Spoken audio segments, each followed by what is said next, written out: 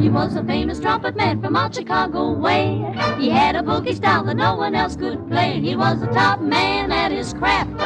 But then his number came up and he was gone with the draft. He's in the army now, a blowin' reveille. He's the boogie woogie bugle boy of Company B.